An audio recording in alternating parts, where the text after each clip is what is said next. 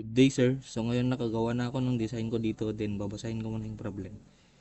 A call center agency consists of 10 rooms. Each room must be equipped with at least 2 computer units, one switch, and connected to routers. The first 5 rooms must be connected to one router, 2811. Then the second 5 remaining rooms must be connected to other router, 2811. The network design is also controlled by another router, PT router. Your task is to design a network using EIGRP and ensure all devices are properly connected. Be sure to indicate the room numbers in your design.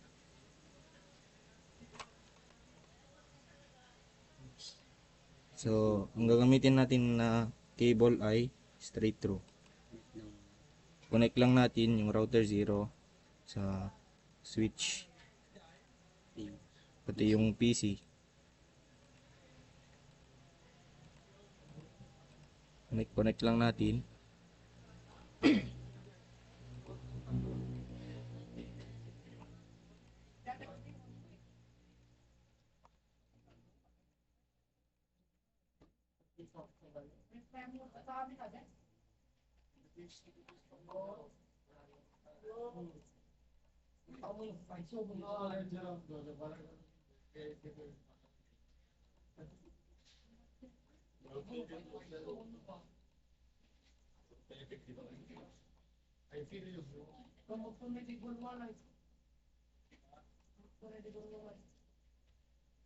Then ang susunod ay ang crossover. Ginagamit ang crossover cable pag same device. So, switch to switch.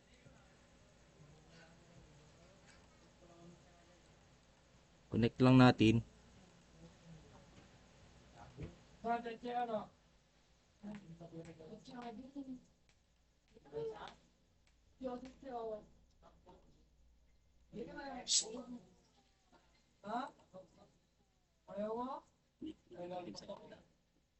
So, ulitin lang natin dito sa may kabila. Then, sa PC naman.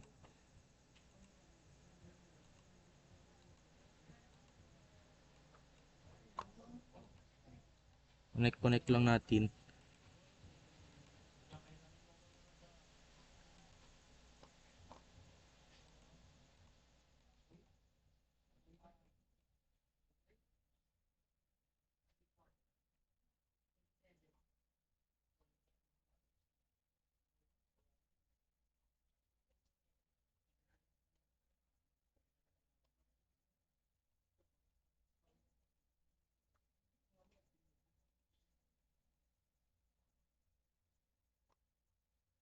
Then, gagamit lang ulit tayo ng crossover cable.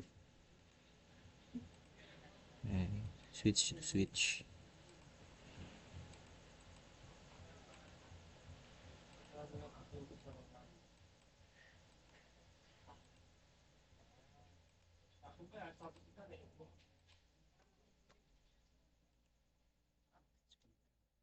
Then, punta tayo sa router 0. I-off lang natin. Ayan, maglalagay tayo ng WIC/1T. Ayan lang natin.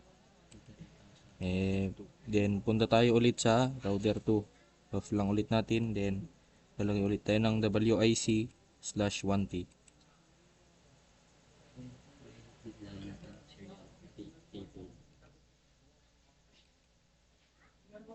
Ang gamitin natin cable ay serial DCE. Then, i-connect lang natin.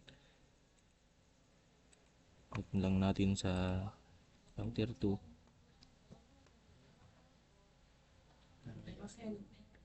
Then, maglalagay tayo ng IP. 192.168.10.1. Copy lang natin. I-on natin.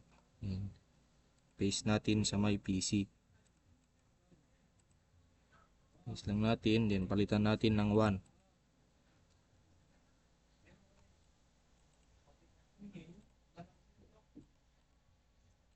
Paste lang ulit natin dito, then palitan natin ng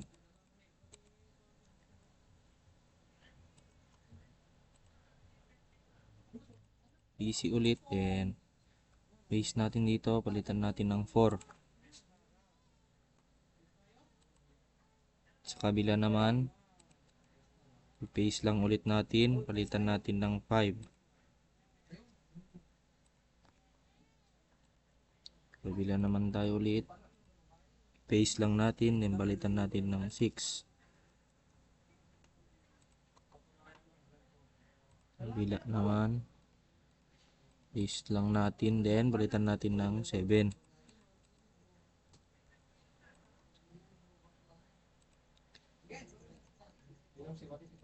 Paste lang natin, palitan natin ng 8. Kabila, palitan natin ng 9. Kabila naman, paste lang natin, palitan natin ng 10. And dito sa kabila, paste lang natin, palitan natin ng 11.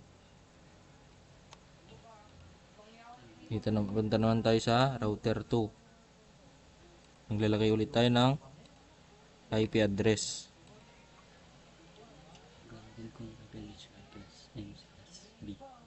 Ang gagamitin kong IP address ay class B, 172.168.10.1. Copy lang ulit natin, on natin, and ulitin lang natin, i-paste natin dito sa may PC, and balitan natin ng 2.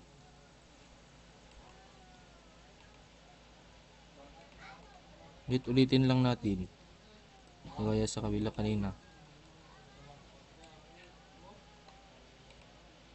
Ito, i-paste natin ulit, palitan natin ng 4.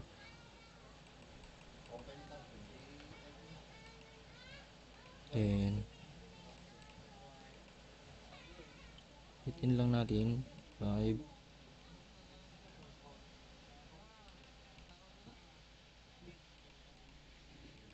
Paste, palitan 6.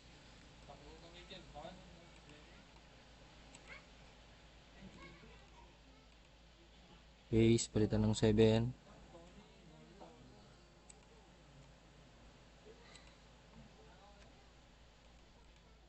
Paste, palitan natin ng 8.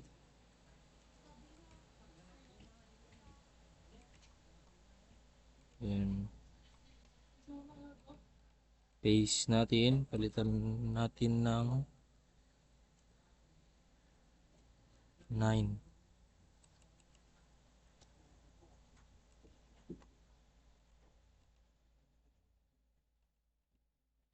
Then paste, then 10.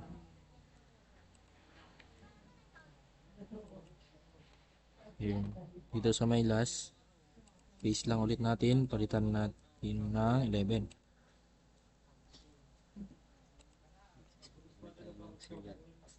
Then next, maglalagay tayo ng serial 10.1.1.1. Copy lang natin. Palitan natin ng clock rate niya ay 2 million. And router 1 naman tayo. Maglalagay,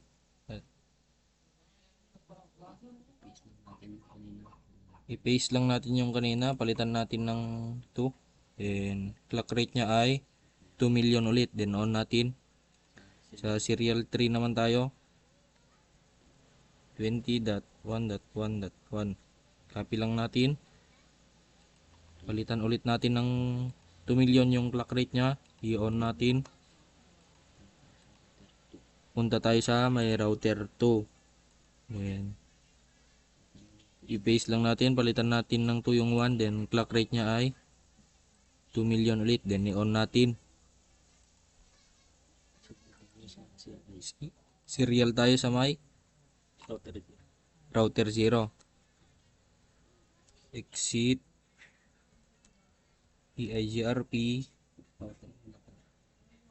ay router nga pala, EIGRP 1, then network, then copy lang na lang natin IP address, paste lang natin sa may ano, palitan natin ng 0. Class C yung gagamitin nating IP address. So ang wildcard ng class CI 0.0.0.255. Then network, punta na tayo sa may router 1. Copy lang natin yung serial niya. Copy lang. Then paste natin.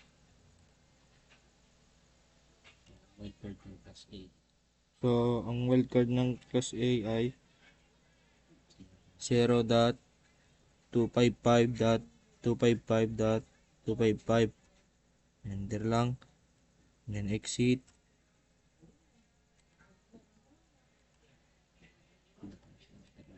Yan, punta tayo sa may router 1. Exit.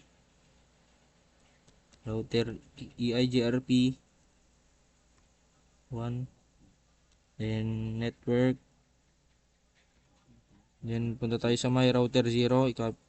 Copy lang natin yung serial niya. Copy lang. Then paste natin. Class A ito. Wildcard. So ang wildcard niya ay 0.255.255.255. Network. Punta naman tayo sa my router 2. I-copy lang natin yung serial niya. Then balik tayo sa my router 1. I-paste lang natin, palitan natin ng 0. Uulitin lang natin. So, exit. Then balik ulit tayo sa my router 2. CLI tayo. Exit. Router EIGRP 1. Then network. Copy lang natin yung IP address niya. Ito sa may PC. Tapos i-paste natin. Class B ito. Class B yung ginamit nating IP address. So ang wildcard ng class B ay 0.0.255.255. Enter. Then network. Punta tayo sa may router 1. Copy lang natin yung may serial 3 nya. Then paste natin dito sa may router 2. Wildcard niya is Then ang wildcard niya ay 0.255.255.255. Enter. Then exit. So ite-testing na natin. Dito muna tayo sa my router to PC. successful. Successful na. Then punta naman tayo dito sa my router 2. So successful na. PC to PC naman. Ulitin lang natin. So yun, successful na. Baliktarin lang natin. Ito sa may router 1. Successful na. Ito sa router 0. Successful na. PC to PC. So successful na. Salamat po.